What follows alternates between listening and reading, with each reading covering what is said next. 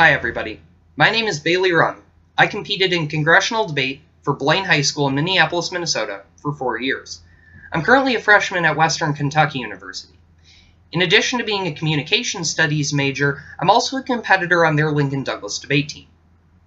Today, we'll be analyzing the Outrounds legislation for the New York City Invitational. Specifically, we'll give a little bit of background information on each piece of legislation and why it's relevant, go over the line by line on what the bill actually does, and then finally look at some impact scenarios for both affirmative and negative debaters on each piece of legislation. Let's start with BR number 601, the semifinal bill, which is titled A Resolution to Protect Free Speech in Malaysia. Some specific background information that's important to understand is that Malaysia is a huge textile and manufacturing hub within Southeast Asia, and the United States is a big buyer. At the same time, Malaysia has a pretty poor track record for human rights, especially in terms of political expression. Specifically, they've implemented what's called the Sedition Act, which bans what it calls hate speech, but what the international community has come to recognize as forms of political expression opposed to the government. While free speech is allowed in Malaysia under Article 10 of its constitution, it's also allowed to be taken away in certain instances, such as legislative action. All of this comes at a pretty important time as the United States, Malaysia, Australia, Japan, and others negotiate what's called the TPP, or the Trans-Pacific Partnership, in which those countries seek to enter a union similar to NAFTA, where tariffs and taxes are low, so free trade can follow.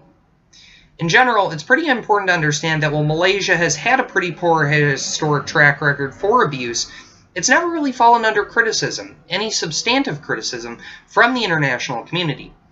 Furthermore, the United States has fallen under criticism that it will defend the human rights abuses of countries it engages militarily or economically.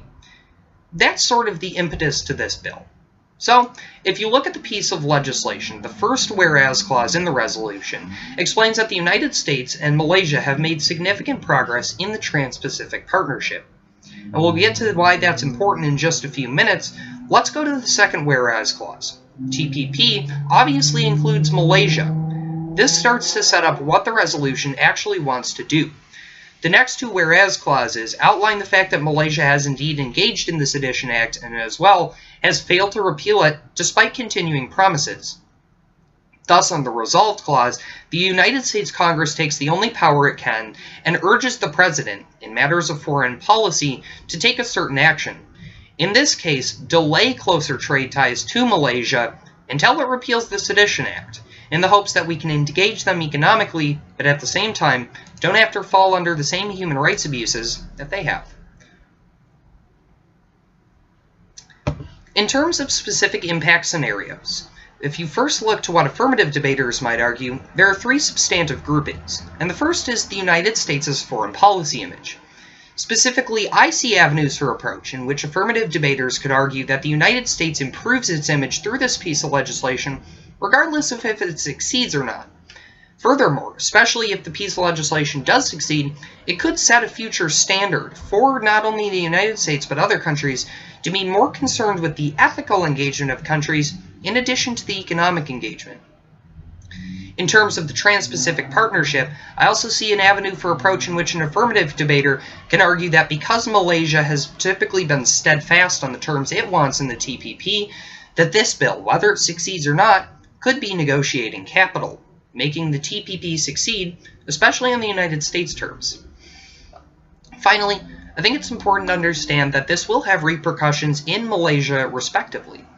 First, a full repealment of the Sedition Act through this piece of legislation could lead to human rights benefits in the country. The pros of that are fairly obvious and allows for some pretty substantive debate. But moreover, even if the bill doesn't necessarily succeed in getting Malaysia to repeal the Sedition Act, it could inspire dialogue, not only between the United States and the Malaysian government for future action, but between the Malaysian people and the Malaysian government on what it can do to make free speech happen in the country. For negative debaters, there are the same three groupings, and the arguments are pretty diametrically opposed.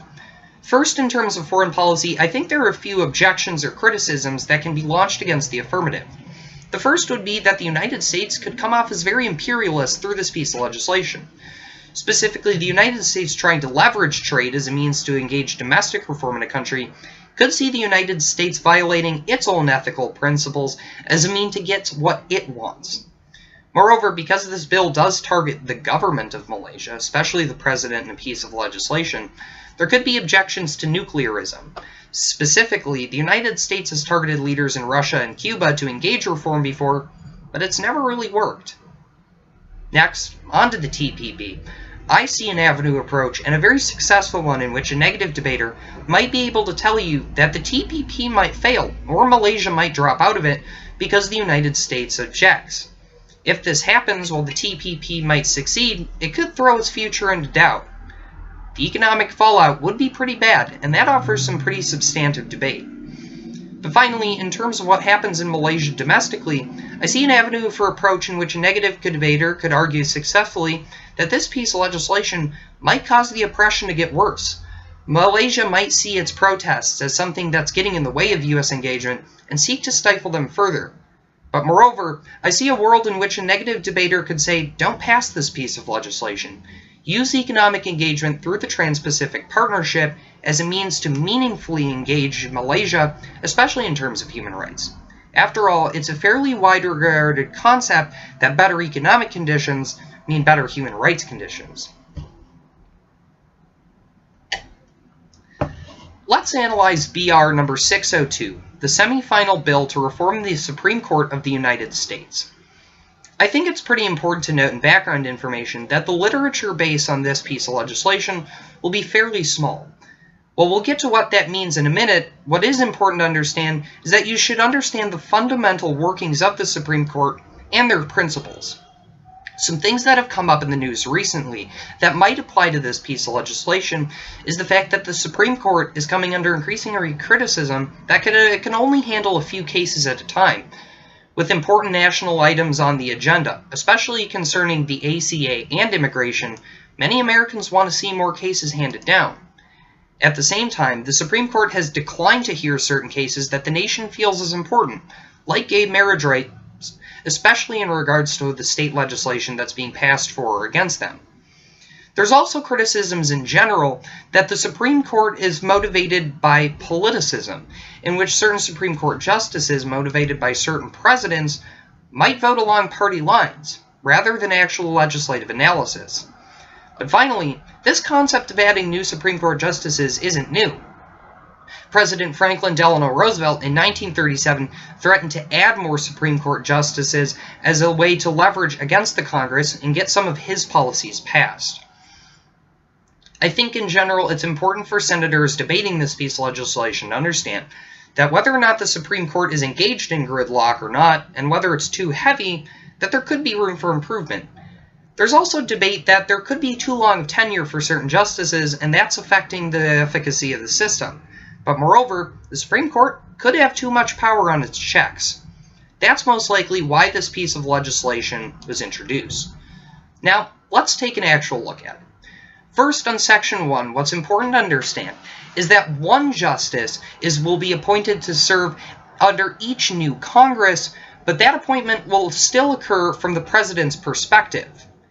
While the 9 most junior justices on the Supreme Court won't decide cases, they'll sit, the remaining justices, those who aren't the 9 newest, will decide cases. So, in reality, we could see more than 9 justices, possibly an even number, deciding legislative cases.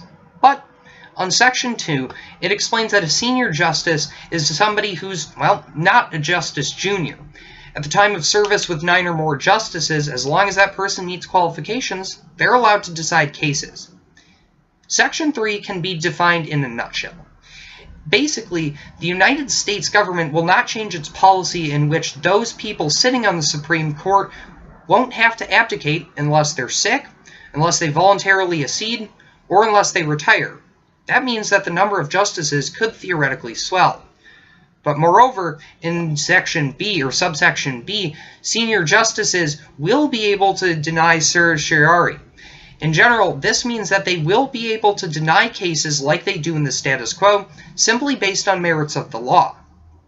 This legislation will be effected immediately. That could have precedent on the outcomes, such as pending legislation like gay marriage or in immigration. Now, let's go over some of the impact scenarios that could happen with this piece of legislation. Now, when I mention that this bill won't have necessarily a large literature base, what I mean is that this plan hasn't necessarily been proposed or talked about specifically in recent years.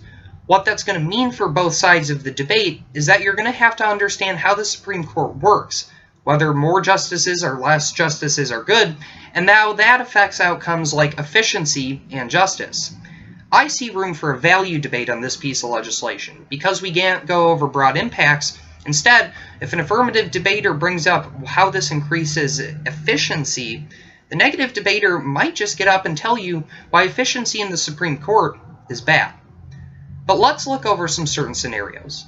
First, on the affirmative side, we can talk about the presidency and what it means for this piece of legislation. First, with more Supreme Court justices sitting, that means that a sitting president isn't as tied to previous appointments and their decisions as they have been in previous years. Specifically, President Obama faced serious challenges from those appointed by Bush and Reagan sitting on the Supreme Court to pieces of his legislation. With more sitting justices, it could mean that if a president's legislation comes to the bench, it could mean a more favorable outcome. But moreover, it could enable a president to enact their legislation sooner and faster, and with less oversight in the Congress. It could mean that President Obama, in a world in which this legislation was passed in 2009, could have hurried through Obamacare, gay marriage, or immigration, and faced a more favorable decision. In general, I think this is an affirmative point, because some say that the presidency has been unextraordinarily tied by the Congress and the Supreme Court, and that their check should be restored. But moreover, simply the threat of passing this legislation could inspire the Congress to pass certain members of the president's cabinet as well as his legislation, much like Roosevelt did in 1937. But if you look to gridlock and how this will affect the Supreme Court specifically, there are a few things to note. First, with more justices, it could mean one of two things. More cases are taken, which in general is good for the legislative process, or more oversight is taken when deciding what cases will be accepted and what rules will be set at the hearing. In general, one could claim that justice is improved under this piece of legislation. But moreover, because there is more rotation on the Supreme Court bench, political influence could in fact be washed out. With more opposing viewpoints, we could reach a Madisonian point in which everybody gets a voice, but it doesn't affect gridlock. It could finally mean better representation in the Supreme Court. With appointments such as Sonia Sotomayor and others, Latinos, women, and African Americans have taken an increasingly prominent role on the bench, and I think that's a good thing. With this piece of legislation and more Supreme Court justices, that could improve. The impacts from there are for you to decide. For the negative debater, I see two distinct disadvantaged scenarios. The first is going back to the presidential aspect.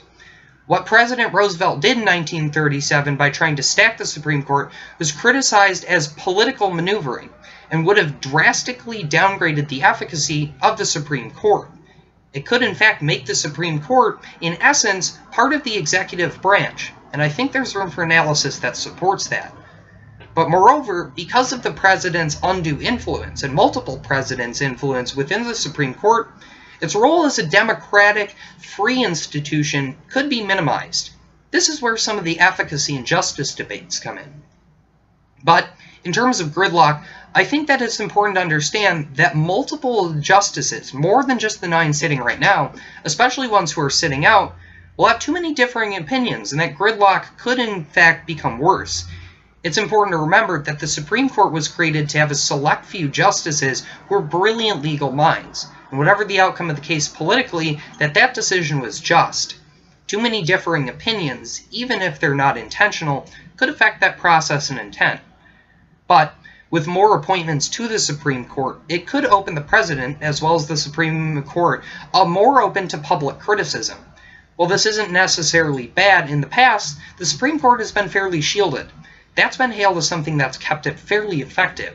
That could all change with more and more appointments. Finally, I think in terms of gridlock, the negative could propose a minor repair. The status quo isn't all that bad, and that the legislation just might be too drastic. There are other avenues of approach, those for you to decide, that could be implemented, that theoretically could not, with the passage of this legislation. Now, let's talk about BR number 603, the semifinal bill to expand fuel efficiency tax credits. Some specific background information is that President Obama, as well as certain members of the Congress, have made the past 4 years and 8 specific to carbon emission reduction. President Obama has taken wide-ranging actions, from using the EPA towards going to the UN as a means to meet the demand for lower carbon emission. More fuel-efficient cars could play into that role. But the problem is that with these fuel-efficient vehicles that are often so very expensive to produce, they sometimes need some help at the market. Giving a tax credit could work. But moreover, the degrading condition of the United States infrastructure, specifically highways, do call for vehicles that are more road-friendly. Finally, an increasing popularity for tax breaks as opposed to subsidies or penalties like the United States has traditionally used, not just in the auto industry, are rising. This could be an incentive for the United States to move away from these subsidies and penalties. As President Obama is trying to meet these pollution goals, it's fairly obvious why this piece of legislation was proposed, as a remedy to all of those inherent issues. Now, if you go down to the line by line on the debate, Section 1 gives you just about what you would think. Not only does it deal with private users of vehicles, but also corporate ones as well. So this isn't just mom and pop's minivan being more efficient. It could mean that companies, especially like FedEx and UPS, who are large shipping ones, aren't as fuel detrimental to the United States. So, the A point explains that existing tax credits for fuel-efficient vehicles and other exemptions will still exist. This isn't mutually exclusive to any other policy. But Section B explains that new vehicles purchased for which current credits do not apply shall yield a one-time tax credit of $5,000. So, even if the credit doesn't apply to future vehicles, as long as you have one that meets the standard, you still get a tax break. That shouldn't hurt the industry and the status quo. But the subpoint C explains that we could get a tax break for leasing companies as well as other companies just one time for the new vehicles meeting the standard. The savings for these companies and individuals are pretty significant. But Section 2 basically explains that this metric that we're using, fuel efficiency, entirely has to do with city and highway portions. This isn't backroads driving. What that means for the debate will have implications later, but it's important to understand this is the only criterion that the vehicle is being judged by. Finally, Section 3 talks about the IRS, fairly standard. They'll be administering the tax and accounting for it. But finally, possibly a very smart move, was that this piece of legislation will wait until 2015, specifically January 1st, when more new models of vehicles are rolled out onto the line. So, let's examine what this all means for impact scenarios. First, for affirmative debaters, I see 3 distinct avenues of argumentation. The first is what this does exactly at market. First, with the tax break, it makes these automobiles more affordable. That has 2 impacts. First, more people can obviously buy them, but as companies see an increase in the supply of their vehicles, they'll probably increase it as well. Demand usually meets production, and it reaches an equilibrium price. But next, it could also offer an incentive for companies to cut down on what we might call a gas-guzzling vehicle, ones who get 25 or 20 miles to the gallon or less. As production of these vehicles becomes more popular and the demand is met, the return to the auto industry could be significant in that we usher in a new age of fuel-efficient vehicles. But finally, in recent years, many companies have moved out of the United States, sometimes production as a whole, and other times just parts of the car. But if the United States sets standards that shows favor towards domestically produced vehicles, both Chevy and Ford, and even Toyota and Nissan plants within the United States, a return of the automobile industry to the United States could be significant, and I think there's a large, broad field for debate there. But next, let's go to pollution. This is really the chunk of the debate, and what's probably going to be the most important. First, it's pretty obvious. More fuel-efficient vehicles means less direct emissions. At the point where the United States can cut some of the carbon out of what it's producing per year, we could theoretically meet the EPA and President Obama's standards, which could deregulate places elsewhere. This happens both on a personal level, but also on a commercial level. That's pretty important because commercial operators of automobiles tend to pollute more. So, it's not just an issue of, am I driving a car and is it polluting, but it's the U.S. automobile industry as a whole. Also, in terms of pollution, these fuel-efficient vehicles tend to have a better automobile life, and it also means that we don't have to produce as many to meet demand. This longevity in vehicles is pretty good for emissions, because as long as they stay fuel-efficient, we don't have to produce more, waste is reduced. But finally, I think there's an argument in which the affirmative can say that this piece of legislation works in coordination with mass transit.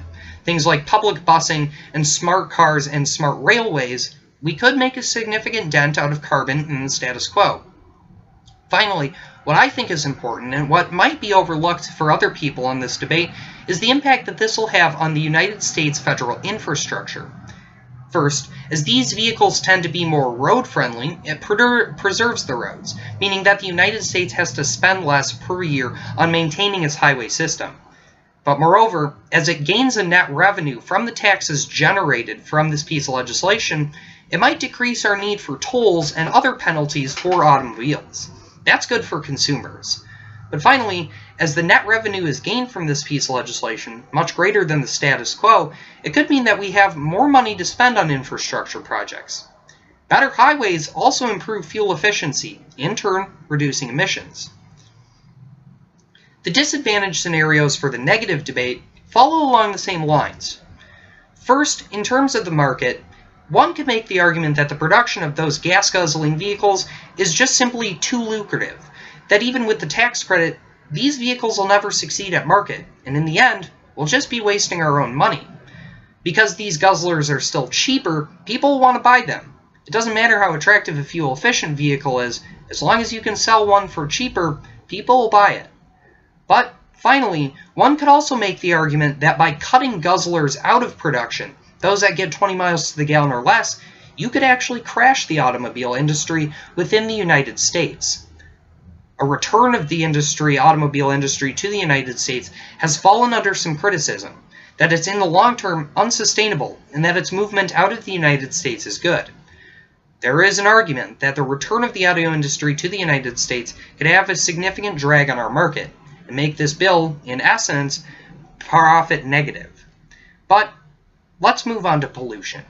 In terms of the chunk of this debate, the negative is going to have to take up some interesting strategies, I think. In fact, I would say that the United States government can't really mandate a car system that makes it only so fuel-efficient vehicles can drive on the road. This means that all those other gas-guzzling vehicles that have been produced in the last 20 years that are still running are still on the roads. Pollution still happens, and that an impact will be negligible. We'll never cut back on our pollution standards. One could also argue that real pollution happens in the production of automobiles. So whether it's in the United States or elsewhere, by making more of these vehicles popular and having people buy them, you'll actually probably increase production on the net. But it's also important to remember that these fuel-efficient vehicles often use some pretty techy technology, especially in terms of REMs, or rare earth minerals. The increase in consumption of these has been linked to conflicts in places especially like North Korea, China, and Mongolia, and the oppression in those countries follows. I think there's an interesting avenue for debate there that might earn you some points with the judges. But because the auto industry has returned to the United States, and in general these companies will still produce guzzlers, one could say both on the production and consumption level that pollution will obviously increase. Now, let's go to infrastructure and what exactly this means for our roads. With guzzlers still on the roads and cars still being cars, the condition of our infrastructure system is unlikely to get any better. Moreover, if a negative debater can prove that this will be profit negative, that the government can't generate substantive revenue, it'll actually hurt our infrastructure programs. We'll have less to spend on our roads and highways, which in turn will probably lead to worse pollution. Now, for those who have made it to finals, let's start with BR number 701, a finals resolution to promote dialogue for Hong Kong. This is a pretty timely piece of information, and I see a lot of clash and debate happening on this piece of legislation. But there are a few specific things to note, regardless of what approach you take for research. What one needs to understand is that the Hong Kong protesters aren't seeking independence. What they're seeking is a democratic government with no further autonomy than they have at all. Why this is happening is because in 1996, when the British government handed Hong Kong over to China, they explained by 2017 the government of Hong Kong needed to have a democratic government. But the governor, or president of Hong Kong, changed that deal in the past few months towards making it where we'd have a democratic government, but the only people eligible to run would be those approved by the Communist Party of China. At this point, the protesters have been pretty upset. And while they've been peaceful to this point, China still wants to retain control over Hong Kong. And as one might see with either Taiwan, Manchu, Tibet, or the Uyghurs in the Northwest, those people speaking out against the Chinese haven't met a very good fate. In general, it's important to note that through this piece of legislation, or elsewhere, the United States is looking for inroads on how to engage China. Whether that means soft power or hard power, most critics agree the United States isn't living up to the game. But, with China being pretty good to date towards suppressing protesters, this could be a test. If this protest can succeed, and the Chinese government fails its duty in retaining this area, it could mean a change in how the Chinese government is perceived domestically and internationally. That's why it's important that this piece of legislation is proposed. If you look over it in the line by line, it's fairly similar to the Malaysia bill. Congress is exercising the only authority it really has in foreign policy, especially in lieu of this recent event, to urge the presence of the president. Well, if you start in the first whereas clause, it does give some credit to the Hong Kong protesters. The global community hasn't really stepped up. Even the British who implemented the deal have remained mum to this point. In the next whereas clause, the United States' role as an international actor towards mitigating conflict is brought into the light. The United States could be the one country in the world who has a proper role to play in solving this dispute. In the third whereas clause, making sure that the United States and the international community, as well as the domestically involved actors, understand what each other are saying, it could be our best avenue for a peaceful resolution. The final whereas clause explains that the American influence and the United States influence within Hong Kong could be significant. The diplomatic capital gained there, as well as the message it sends to the world, could inspire other peaceful resolutions. Finally, on the resolve clause, we take the standard action that we might urge the president to change Hong Kong. The specific course of action that's being taken here is not that the United States unilaterally recognizes the protesters of Hong Kong, which could have a very severe impact, but rather it's inviting the people of Hong Kong and their leaders who they sometimes oppose to talks to resolve their dispute. Hopefully, if that process takes place effectively, they can then go to the Chinese government and reach a resolution. It is very important to understand that the government of Hong Kong, while somewhat controlled by the central Chinese government, are not the same thing.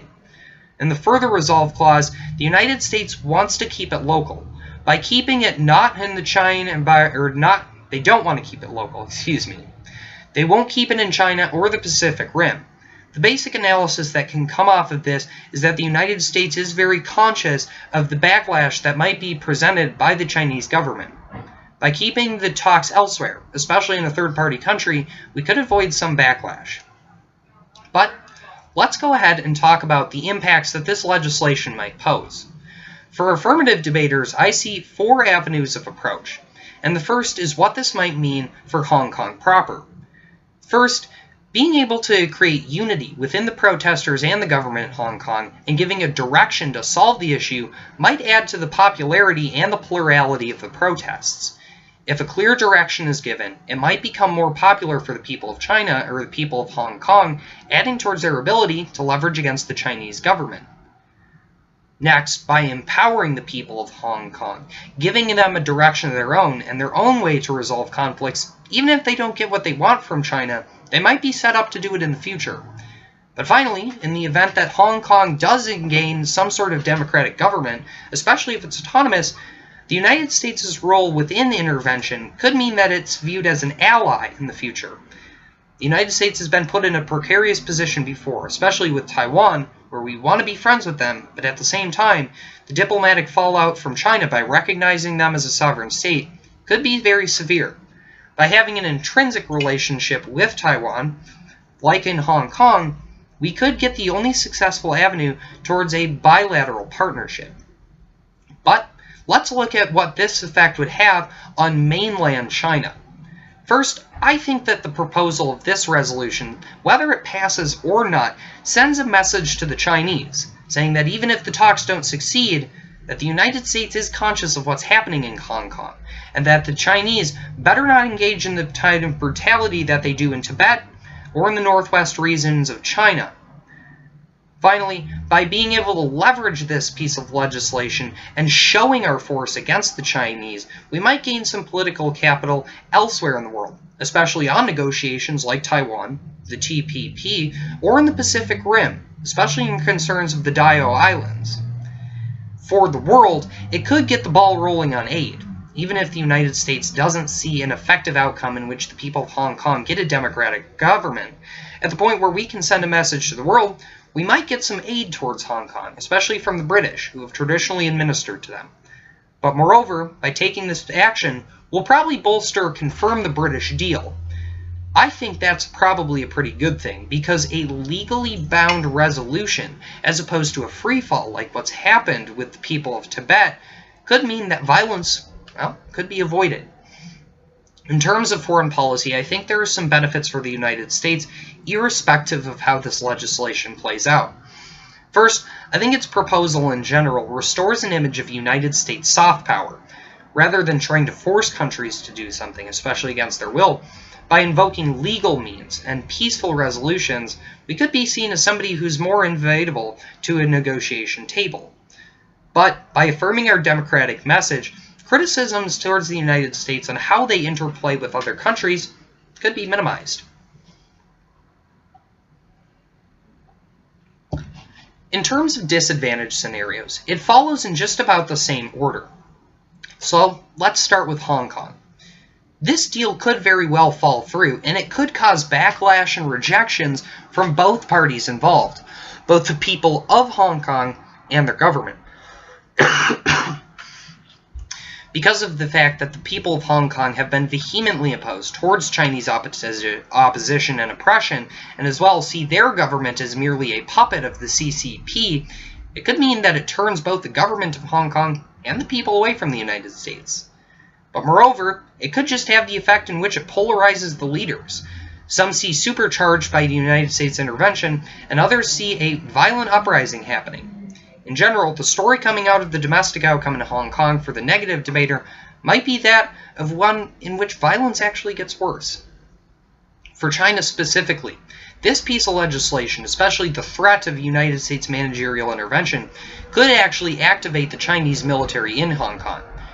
Because the Chinese government is so adamant about keeping their territories and having them operate the way they want to, any threat of foreign intervention could mean that the Chinese try to show their force.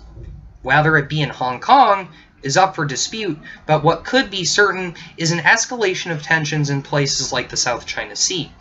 If the Chinese government doesn't see it as viable to engage in violence in Hong Kong, they might spread how upset they are with the United States in places like the South China Sea. Incidents such as fighter plane collisions and ship approaches have already risen in the past year.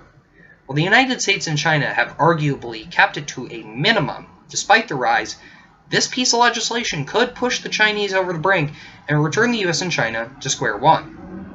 But finally, for China, it could be a fall through on multilateralism.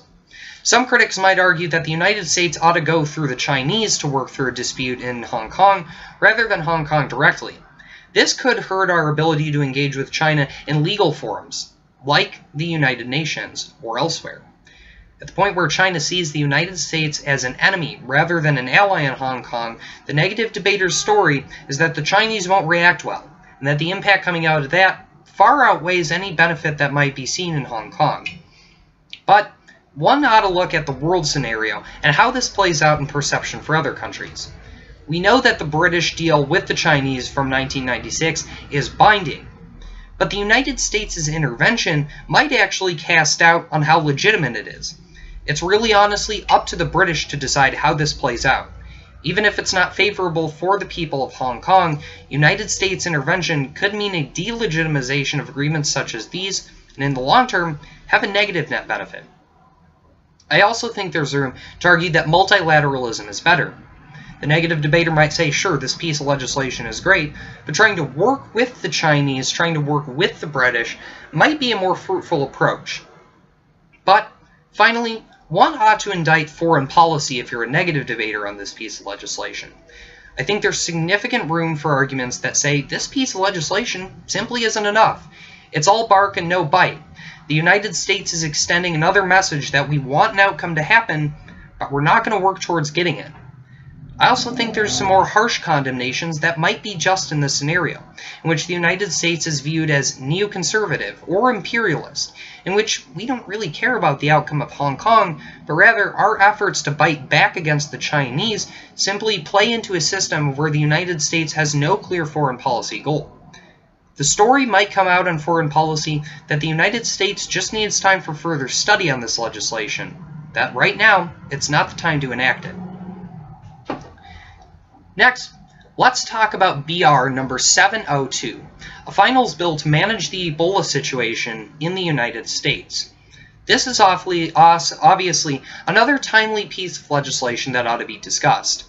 Some specific information to note is that this is the worst outbreak of Ebola in West Africa to date.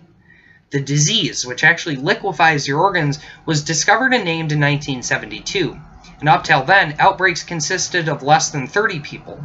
Then in the 90s and early 2000s, it became in the number of hundreds. Even just a year ago, nearly 320 people died in West Africa alone from an outbreak. At this time, there were reportedly over 1,000 infections, and mortality peaks at 50%.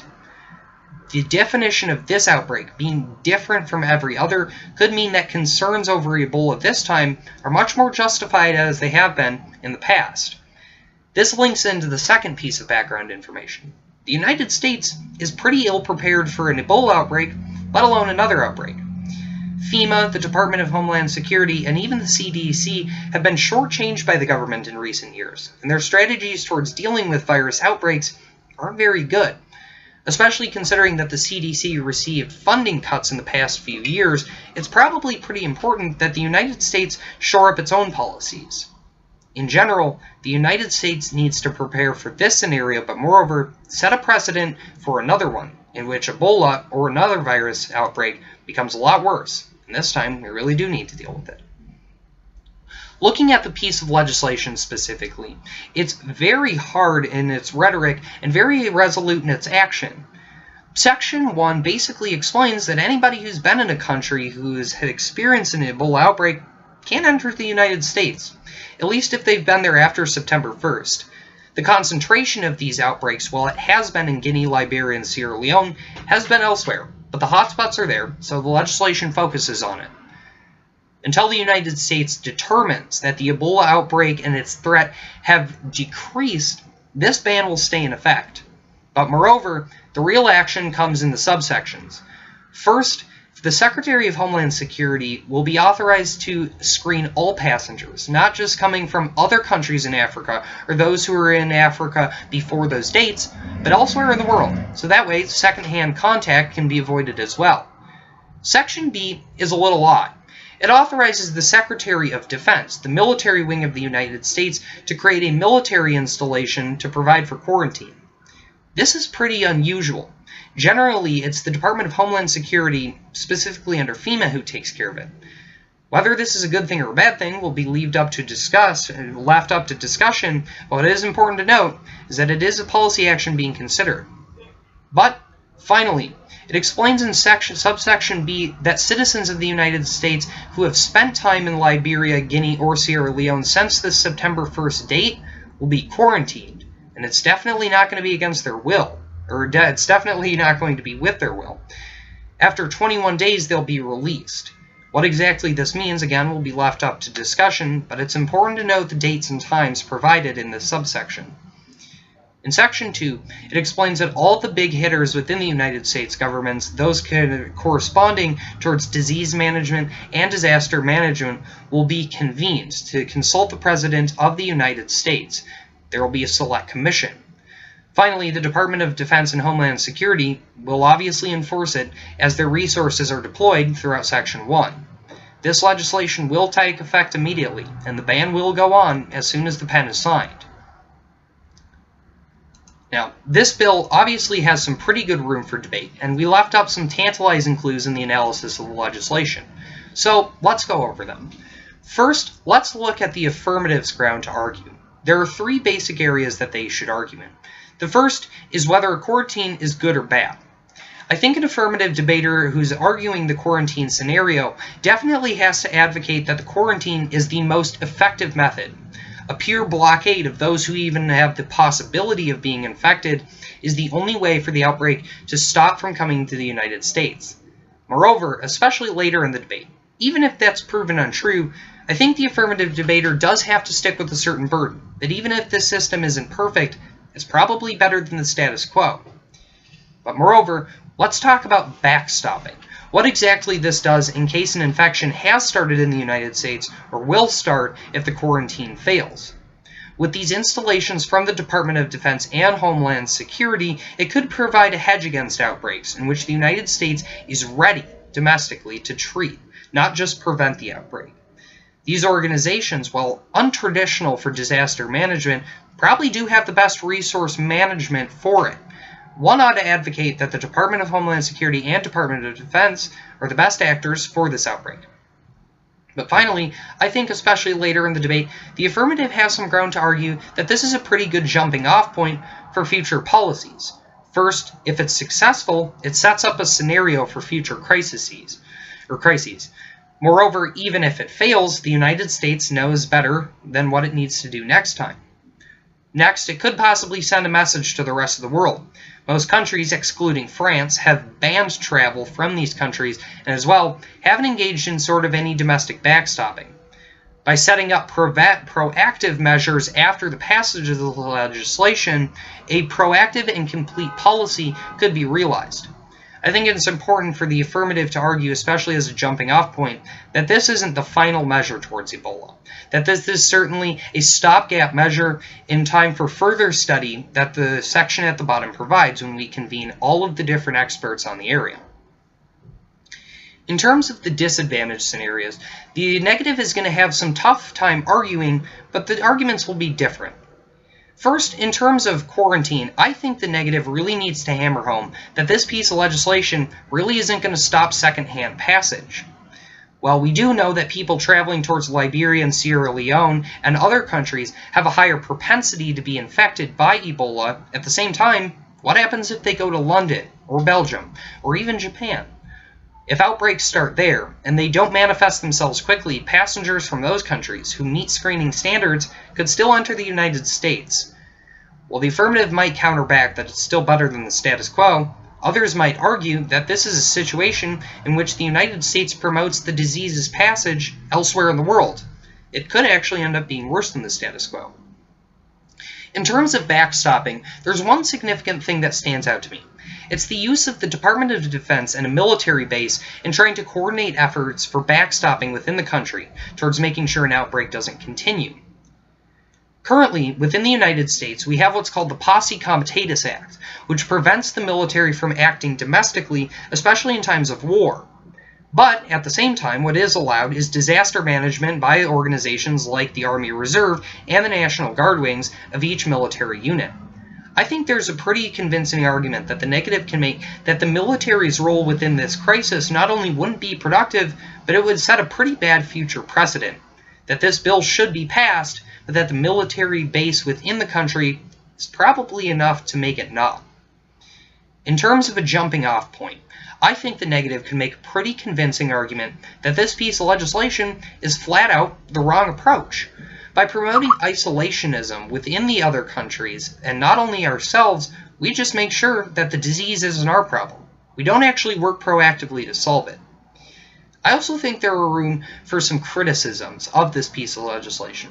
Regardless of its outcome, I think the negative can make a pretty convincing argument by indicting the rhetoric and the policies of the legislation. I personally think that this piece of legislation could be interpreted as somewhat prejudiced, in which the United States, a very wealthy country, promotes its own interests, without feeling compassion towards those actually affected within regions. Next, I think in terms of mutual exclusivity, the affirmative is always going to hammer home. This bill doesn't necessarily prevent us from going into Africa and trying to solve issues there. But at the same time, if the United States is complacent, it feels like its policies have been shored up, it could just mean that a spread in Africa happens, that the United States feels no impetus to continue its campaign against Ebola. Finally, I think there's a very convincing argument on the negative, that the Ebola crisis is flat out overblown. There's certainly a literature base out there that would agree with you, and at the same time, by promoting this type of fear-mongering, what happens? What if this piece of legislation doesn't stop Ebola, Ebola never reaches the United States, but sets a terrible precedent for how the United States handles disasters? I think in general, the negative debate has to talk about how Ebola really isn't that big of a problem, and even if it is, this policy sets a terrible precedent on multiple different levels. That further study is needed, different legislation is needed. This bill doesn't meet the criterion. Now, let's talk about the final piece of legislation, BR number 703, a finals bill to limit the scope of the post-secondary institution rating system. As an overview to this piece of legislation, it's fairly specific. When I analyze this legislation, I think of some of the comments that I made on the Supreme Court bill, that a lot of this debate is going to focus down to values. There are only so many places in the literature base we can actually go to explain different impact scenarios on both the affirmative and the negative, and so that means we have to debate whether its impacts are good or not. But we'll get to that in just a minute. Let's give some background information. Specifically, in terms of colleges, they've been criticized in recent years for overcharging their students and not providing the type of education that meets the money that they charge. Also, even if colleges are meeting their burdens of honesty both financially and educationally, there's no real good way for the United States to weigh the type of aid and weigh the way the colleges are promoted to students. So they passed the PIRS, which is the Postsecondary Institution Rating System. This is a piece of legislation under President Obama that was passed just a few years ago. And basically what it says is that colleges are ranked on the criterion of how much federal aid and other forms of aid they provide to students. President Obama himself is quoted with asking the question, are students getting a bang for their buck? And when the answer was no, this piece of legislation was passed. However, why this piece of legislation might be repealed is because it's faced several indictments from a variety of different experts on the subject. Many see it as misleading, that financial aid has little to do with the educational quality of the institution, but moreover, using this as the only metric could shy people away from colleges that are actually pretty beneficial. That in general, colleges are pretty specific towards the institutional education that they provide. Well, people may not have heard of Western Kentucky University. What you might not know is that we have one of the best communications programs and broadcasting systems in the United States. How that meets up with our aid system, I don't really know. But it's a pretty good example of how certain colleges, despite not having a lot of recognition, might be worth value. So, let's go down to the line by line. Why is this bill important, and what exactly does it do? Section 1 is fairly specific, and there's something that we should note here. It doesn't get rid of the PIRS, it simply makes it so that the United States government can't do what it's always done under the system, tie financial aid towards the rating of the system. It does not, however, totally get rid of the PIRS. We'll get to the implications of that in just a minute. Section 2 is also pretty important for debate. Specifically, in Section A, what it talks about is that monetary aid has to do with grants, loans, scholarships, and other sources of money offered to students by the government. These aren't private loans. But next, let's go ahead and talk about Section B. It explains what the PIRS does and why it's a pretty good footnote for what the rest of the debate is going to do. Yes, indeed, President Obama did unveil this policy in 2013. If one reads the news, they would know that. But the thing we need to take note of is that it's not scheduled for implementation until later in 2014. So, it hasn't actually been implemented yet. So there's room to debate whether this policy is a good one or not before it actually takes in effect. Obviously, in Section 3, the Department of Education has taken enforcement of this, but Section 4 puts the bill in a weird double bind. While it doesn't provide a specific date for when the PIRS in the status quo might be implemented, it says that upon implementation of this legislation, It'll have to be January 1st. So, in terms of conditions, it could mean that the PIRS is implemented before the date of this legislation. What that means for debate will come up in a second. But let's analyze some of the general impact scenarios that can happen. First, on the advantages of affirming the piece of legislation to repeal parts of the PIRS, there are two basic roles that the affirmative debater can take in the round. The first is one as somebody who advocates a minor repair, somebody who's not opposed to the PIRS, but just wants to see the way that it's implemented change. They might make one of three claims. They might say that it will improve the system, make it focus more on quality, because now they can't solely rely on just financial aid as a benchmark. Second, they might say that education in general will improve because it'll shy students away from choosing colleges that only provide a lot of money, but may not necessarily be educationally beneficial. Third and finally, I think one can make a compelling argument that informed personal decisions with a baseline metric that isn't the PIRS and the status quo is much better for students than what it might provide upon its implementation. The second route I think an affirmative debater can take is one of an absolutism, in where they say that the PIRS isn't a desirable policy at all. And while this piece of legislation doesn't necessarily get rid of it, this debater might claim that it weakens it to the point where it's totally irrelevant, and then they'll claim that that's a good thing. From there, they can make a few distinct claims. They could say, well, it allows for further study. The PIRS or a similar system could be implemented in the future, but in the status quo, we won't have to face what they might deem as a harmful system. Second, for those debaters that just say PIRS is a bad system, they might say that you just can't group colleges together. At the point where they keep colleges independent and they go back to the old rating system, i.e. one that's non-existent, they'll claim that this is preferable. There are two basic impact scenarios coming out of this. First is that the PIRS hurts colleges. In the end, the educational system will be crippled by it. But moreover, they might say that the misguidance of students hurts the future of young Americans, and that in general is bad. Now, let's go to the disadvantage scenarios. Again, I see two routes for approach. The first one is a minor repair.